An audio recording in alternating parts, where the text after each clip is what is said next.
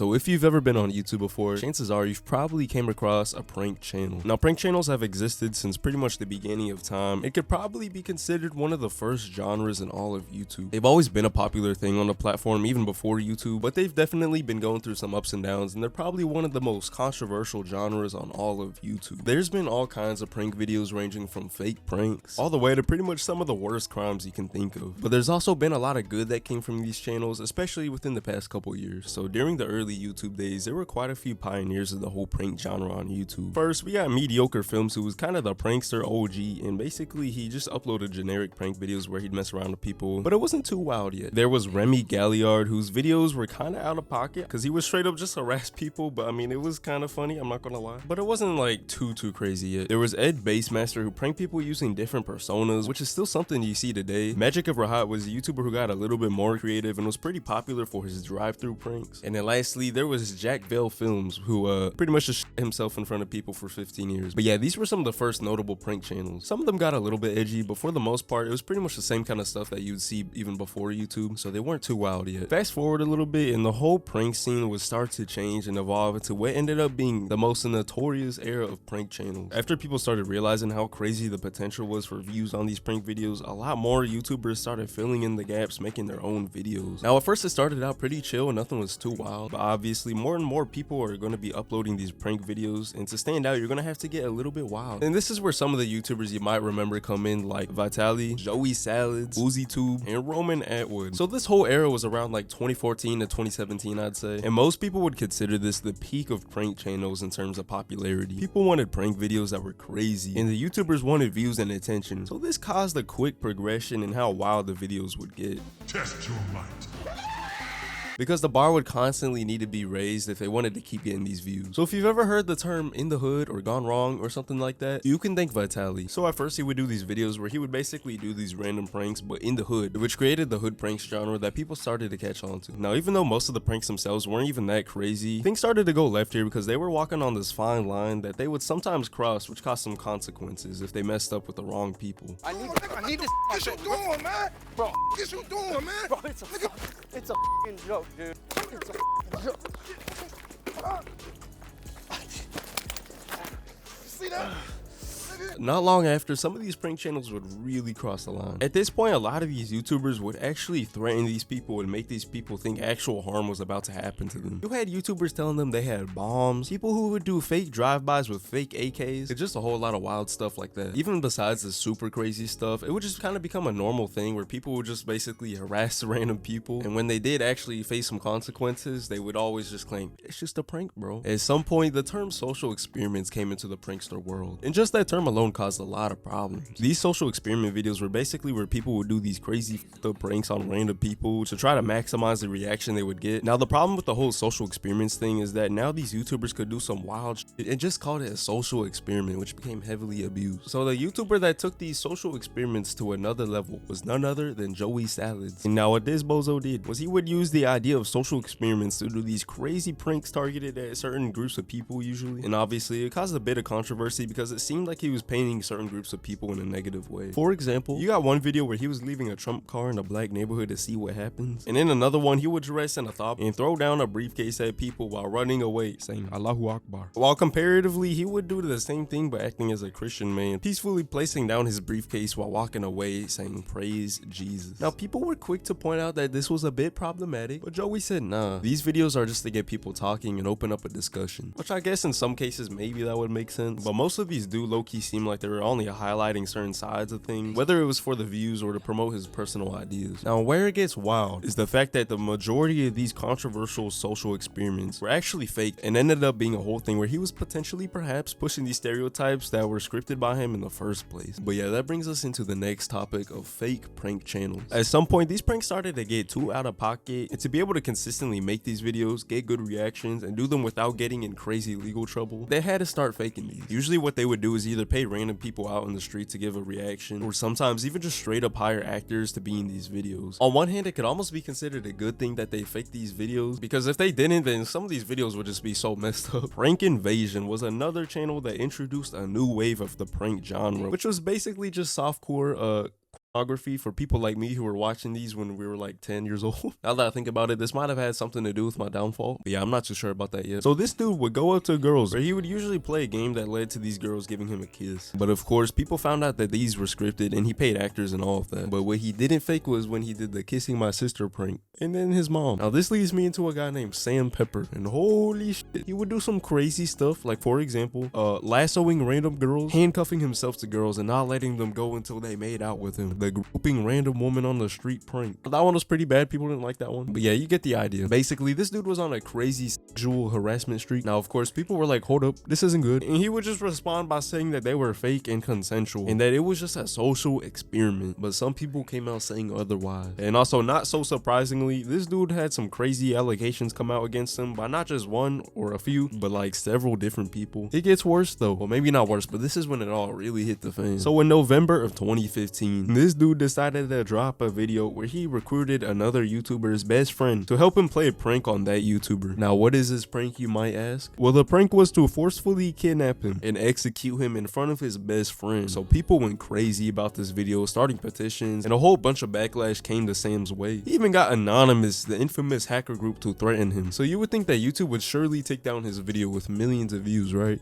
No, they actually outright said that they would not remove the video, which is insane because I can't even mention the 2020 virus without getting demonetized. 3 years later though, they actually came out and admitted to all being in on it, even the YouTuber who was getting pranked. Now you might not think that these were a huge deal if these pranks were actually fake, but these pranks actually had a very bad impact on people as a whole. Outside of the big YouTubers who are already trying to top each other to get views, a lot of smaller YouTubers and even some random people would go out of their way to do some of the dumbest shit of all time. One example I can think of is actually for a TikTok when this dude sat in front of a train trying to get it to stop so that he could go viral. I don't know what the fuck this guy's plan was because he instantly got hit with 3 years in jail and his friends who helped out got 2 years. Like, this is on some next level intellectual incompetence because what the like I mentioned before, there's also these one guys who did the fake drive-by with the fake AKs. Like, come on, bro. And then finally, probably one of the worst was when this one dude did a robbery prank and they chased people outside of a trampoline park filled with kids, which finally led to him being shot and unalived by one of these people he was chasing. Something recently that happened like that too was when this one guy got shot for doing a prank in the mall, but he's chill now. At some point, we started to finally reach the end of the prank genre's peak on YouTube. I think a lot of this is probably because around 2017, YouTube started to get really strict when they did this whole adpocalypse thing to appeal to advertisers. So any form of controversial content on YouTube kind of came to an end. On top of that, people just started to get tired of the prank genre in general because so many of them were fake that the whole genre basically got its reputation ruined. While the peak era of prank channels came to somewhat of an end, within recent years a new wave of prank channels have blown up, and I think a lot of good has actually came from some of these YouTubers, which is very surprising to me. Nowadays, some of the most popular prank channels have been Loaf, Canel Joseph, and of course Gideon, before he quit YouTube at least. There were actually a few channels that survived the end of the last era, like Nelk, Ross Creations, and one of the most important was probably Danny Duncan. These YouTubers all helped to lay down the foundation for a lot of prank channels you know and love today. In contrast to the oversaturated, overly wild, and out-of-pocket fake pranks that you would see before, these other YouTubers kind of had to gain back their trust by doing videos that were more tasteful than what other people were doing. On top of this, the number one thing that you would see throughout a lot of these newer YouTube channels was that most of them all promoted the idea of positivity. Danny Duncan would promote a lifestyle of being drug-free and sober. He had his own merch line, which you've probably definitely seen before, and they even sell them at major retailers now. Loaf was another good example because he would constantly talk about mental health issues and also in general just inspiring others. I remember one time seeing a video where he posted on another account where he just straight up was venting and just talking about mental health. And then the last example was Gideon, who genuinely tried his best to make the most entertaining and best content he could without having to stoop as low as a lot of other prank channels from before. Even outside of his channel and especially after he quit, he would constantly share his beliefs and try to spread positivity to others. Whenever he quit, a lot of people were actually upset because Gideon decided he wanted to give up YouTube to put his full focus on being a Christian. He would still upload about Christianity on a new channel and stuff, and recently he actually just started uploading again under his DeMarcus Cousins persona, but he specifically decided to just cut out pranks, which is understandable because sometimes bad things would come out of these pranks. Side note though, at the same time, a lot of people mentioned that he could still do pranks, but also just cut out some of the negativity a bit and just do it the right way while spreading positivity and his beliefs, which in my opinion I think is something that he could definitely do, and if anything he could use it as a platform to promote positivity even more. But overall, I think he's a huge part in what saved the prank genre on YouTube from being this awful place where people would have to stoop to the 7th layer of hell just to get a little attention. While now I do think a lot of good came from these YouTubers, there's definitely been some questionable things that they've done too. Even though I do personally think a lot of these prank channels are entertaining, there's a lot of people who feel like they're just annoying sometimes and disruptive to people. And I get it, but a lot of these YouTubers are just messing with people most of the time and not putting them in an actual harmful position or anything like some of these other people. Like, for example, you got Gideon going crazy in the IHOP bathroom.